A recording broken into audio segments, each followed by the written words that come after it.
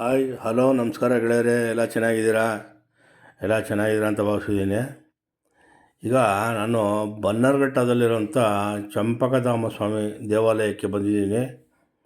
ಇದು weak days, ಹಾಗಾಗಿ ಮೇಲ್ಗಡೆ ಎಲ್ಲೂ ಹೋಗೋಕ್ಕಾಗಲಿಲ್ಲ. ಯಾಕೆಂದರೆ ಸಂಜೆ ಟೈಮ್ ಬಂದಿದ್ದೀನಿ ನಾನು. ಈ ಸಂಜೆ ಸಂದರ್ಭದಲ್ಲಿ ಚಂಪಕ ಸ್ವಾಮಿ ದೇವಾಲಯದ ಆವರಣ ಎಷ್ಟು ಶುದ್ಧವಾಗಿದೆ ನೋಡಿ. ಬೆಳಗ್ಗೆಯಿಂದ ಈ ಸಂಜೆ ಆಗಿದೆ ನೋಡಿ, ಎಲ್ಲೂ ಒಂದೇ ಒಂದು ಪೇಪರ್, ಒಂದೇ ಒಂದು ಪ್ಲಾಸ್ಟಿಕ್ ಎಲ್ಲೂ ಇಲ್ಲ. ಅಷ್ಟು ಶುದ್ಧವಾಗಿ ಮಡಗಿದ್ದಾರೆ ಆವರಣ. ಆಮೇಲೆ ನೋಡಿ, ಹಾಗೆ ಈ ದೇವಾಲಯ ಎಷ್ಟು ವರ್ಷದ ಪುರಾತನ ಅನ್ನೋಂಥದ್ದಕ್ಕೂ ಒಂದು ಐತಿಹ್ಯ ಇದೆ. ಆಮೇಲೆ ಇಲ್ಲಿ ದೇವಾಲಯದ ಏನು ಮಹಾದ್ವಾರ ಇದೆಯಲ್ಲ, ಈ ದ್ವಾರಕ್ಕೆ ಹಾಕಿರ್ತಕ್ಕಂಥ ಕಲ್ಲುಗಳು ಆ ಇತಿಹಾಸ ಹೇಳ್ತವೆ. ಸರಿಸುಮಾರು 1000 ವರ್ಷಗಳ ಇತಿಹಾಸ ಹೊಂದಿರತಕ್ಕಂಥ ಈ ದೇವಾಲಯ ನಾಡಪ್ರಭು ಕೆಂಪೇಗೌಡರು ಕಟ್ಟಿದಂಥ ನಮ್ಮ ಬೆಂಗಳೂರು ಅನೇಕ ಅಚ್ಚರಿಗಳಿಗೆ ಹಾಗೂ ಸುಮಾರು ಆಶ್ಚರ್ಯಕರ ಸಂಗತಿಗಳಿಗೆ ಹೆಸರುವಾಸಿಯಾಗಿದೆ ಅಂತ ಹೇಳಿದ್ರೆ ತಪ್ಪಾಗಲಾರ್ದು.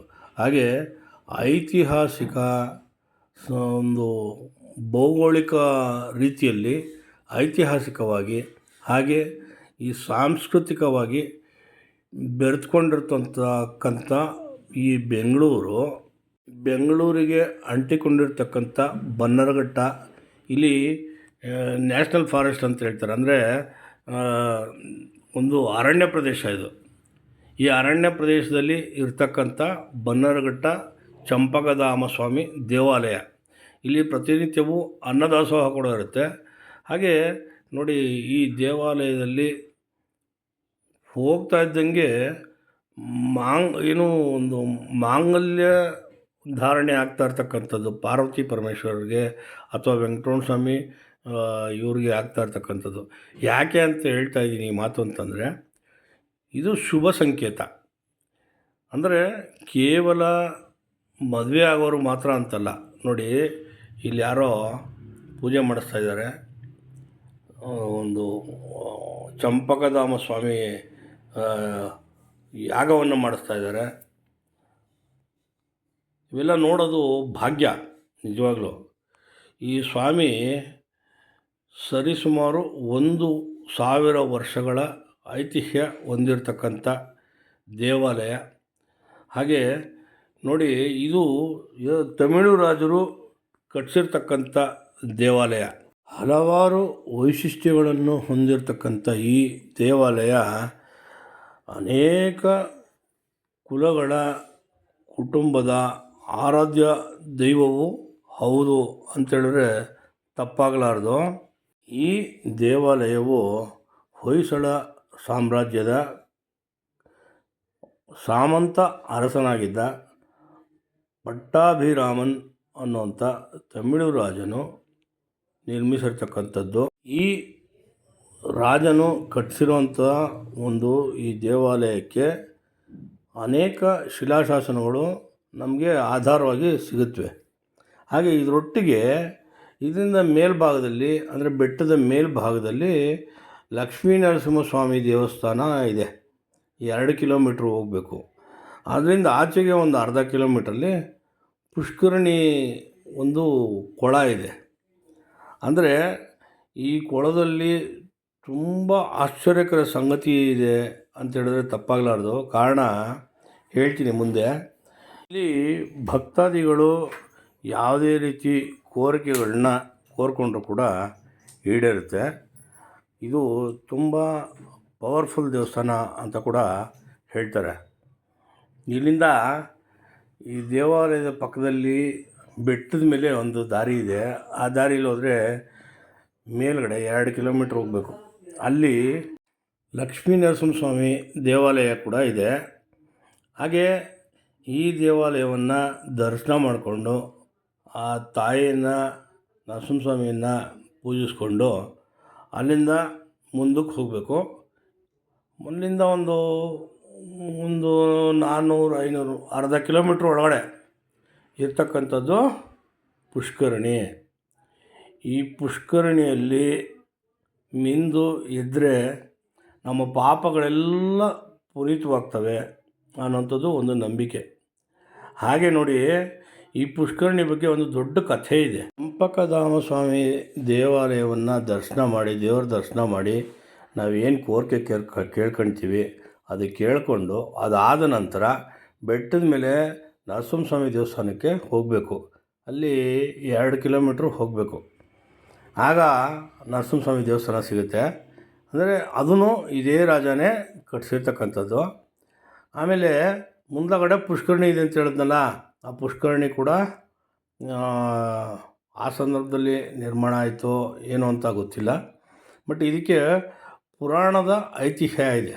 ಹಾಗೆ ಈ 2 ಕಿಲೋಮೀಟ್ರು 2.5 ಕಿಲೋಮೀಟ್ರ್ ನಾವು ಏನು ಹೋಗ್ತೀವಲ್ಲ, ಅದು ಅರಣ್ಯದ ಹಾದಿ.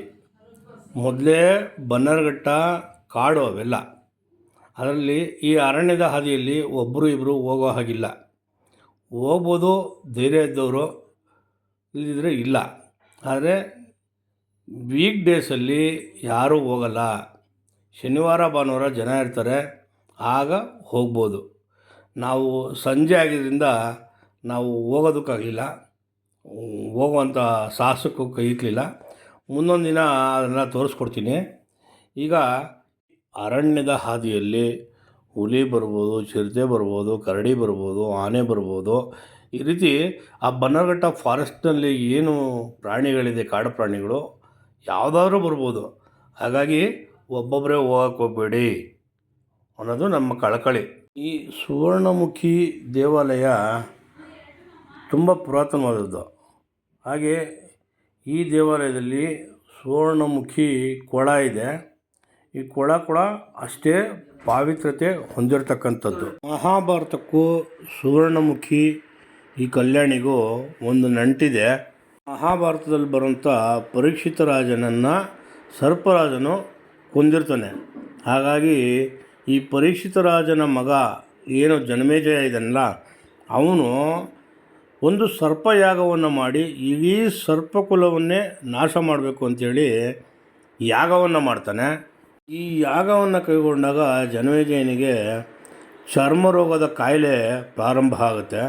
ಈ ಚರ್ಮ ಕಾಯಿಲೆ ಕುಷ್ಠರೋಗವಾಗಿ ಮಾರ್ಪಾಟಾಗಿ ಈ ಕಾಯಿಲೆಗೆ ಔಷಧಿನ ಕಂಡುಹಿಡಿಬೇಕು ಅಥವಾ ಗುಣಮುಖ ಆಗಬೇಕು ಅಂತ ಅರಸಿ ಹೊರಟುವಂಥ ಸಂದರ್ಭ. ಹಾಗೆ ಈ ಜನಮೇಜಯನು ಪಾಪ ಪ್ರಾಯಶ್ಚಿತ್ತಕ್ಕಾಗಿ ಎಲ್ಲ ಪುಣ್ಯಕ್ಷೇತ್ರಗಳನ್ನ ತಿರುಗಾಡ್ತಾ ಈ ಸ್ಥಳಕ್ಕೆ ಬರ್ತಾನೆ, ಪುಷ್ಕರಣಿ ಹತ್ರ. ಇವನ ಹಿಂದೆ ಒಂದು ನಾಯಿ ಕೂಡ ಬರ್ತಾ ಇರುತ್ತೆ, ಅದಕ್ಕೂ ಚರ್ಮದ ಕಾಯಿಲೆ ಇರ್ತೈತೆ.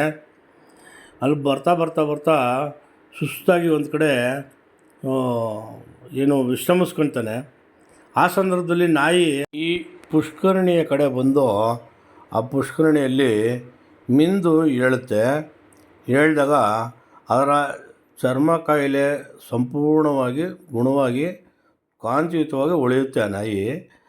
ಆಗ ಅದೇ ಥರ ಬಂದು ಜನಮೇಜಯ ವಿಶ್ರಮಿಸ್ತಾ ಇರೋವಂಥ ಜಾಗದಲ್ಲಿ ಆ ನಾಯಿ ತನ್ನ ಮೈಯನ್ನು ಕೊಡುತ್ತೆ. ಆ ಕೊಡುವುದಾಗ ಅಲ್ಲಿ ನಾಯಿ ಕೊಡುವುದಂಥ ಈ ಪುಷ್ಕರಣಿ ನೀರೇನಿದೆಯಲ್ಲ, ಆ ನೀರು ಈ ಜನಮೇಜಯನ ಮೇಲೆ ಬೀಳುತ್ತೆ. ಜನಮೇಜಯನ ಮೇಲೆ ಬಿದ್ದಾಗ ಆಗ ಅಲ್ಲಿ ಜನಮೇಜಯನ ಚರ್ಮ ಹೊಳಪಾಗಿ ಕಾಂತಿಯುತವಾಗಿ ಬೆಳಗುತ್ತೆ. ಅಂದರೆ ಅಷ್ಟು ಒಂದು ದೈವಶಕ್ತಿ ಇರತಕ್ಕಂಥ ಪುಷ್ಕರಣಿ ಅದು. ಆಗ ಇದರಿಂದ ಎಚ್ಚೆತ್ತ ಜನಮೇಜಯನು ಆ ನಾಯಿಯನ್ನು ನೋಡಿಕೊಂಡು ನಾಯಿ ಹೆಂಗೋಗುತ್ತೆ ಹಂಗೋಗಿ ಇದೇ ಪುಷ್ಕರಣಿ ಹತ್ರ ಬಂದು ನಿಲ್ಲಿಸುತ್ತೆ. ಆಗ ಆ ಪುಷ್ಕರಣಿಯಲ್ಲಿ ಮಿಂದೆದ್ದಾಗ ಅವನ ಚರ್ಮ ಕಾಯಿಲೆ ಎಲ್ಲ ವಾಸಿಯಾಗಿರುತ್ತೆ. ಇದು ಈ ದೇವಾಲಯ ಹಾಗೆ ಈ ಪುಣ್ಯಭೂಮಿಯ ಒಂದು ಪ್ರಶಸ್ತವಾದ ಹಾಗೆ ಸೊಗಸಾದ ಕಥೆ. ಜೈ ಹಿಂದ್, ಜೈ ಕರ್ನಾಟಕ.